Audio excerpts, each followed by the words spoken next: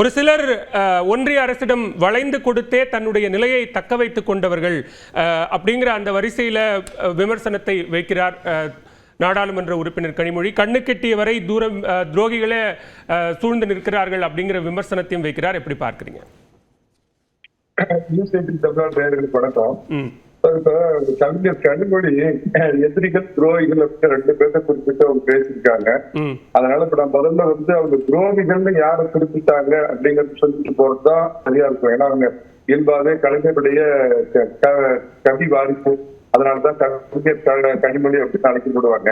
அவங்க அநேகமா துரோகிகள் அப்படின்னு யாரை பட்டியலிட்டு இருப்பாங்க அப்படின்னு நினைச்சீங்கன்னா, மத்திய அரசுல ஏறத்தாழ 20 ஆண்டுகளுக்கு மேலாக குறிப்பா UPA 1 UPA 2 அப்படிங்கறத சர்வ வல்லமை படித்த பெரிய போர்ட்போலியோ எல்லாம் வச்சுக்கிட்டும் திமுக மாநில சுயாட்சிக்காக எதுவுமே பண்ணல அப்படின்னு சொந்த கட்சியவே அவங்க குறிப்பிட்டு சொல்லியிருக்காங்க அப்படின்னு நினைக்கிறாங்க. நேர்மையை நான் பாராட்டுறேன். அதே மாதிரி கச்சத்தீவை யாரு தாழ்வார்த்து கொடுத்தாங்க, கச்சத்தீவோட கையெழுத்து போனதால மீனவர்கள் எல்லாம் இன்னைக்கு இவ்வளவு படுகொலை செய்யப்படுறாங்க. கச்சத்தீவை விட்டு கொடுத்த காரணமா இருந்த தன்னை தந்தையவே அவர் துரோகின்னு குறிப்பிட்டிருக்காங்க அப்படின்னு நான் நினைக்கிறேங்க. கர்நாடகத்தில் நீங்க கொடுக்க எத்தனை அணை வேண்டாலும் காவிரியில கட்டிக்கலாம், எனக்கு அதில் ஆட்சேபங்களும் சட்டமன்றத்திலேயே பேசின கலைஞர் கருணாநிதிய துரோகி அப்படின்னு குறிப்பிட்டு அவங்க பேசுற அந்த அரசியல் நேர்மையை நான் உள்ளபடியே பாராட்டுறேங்க.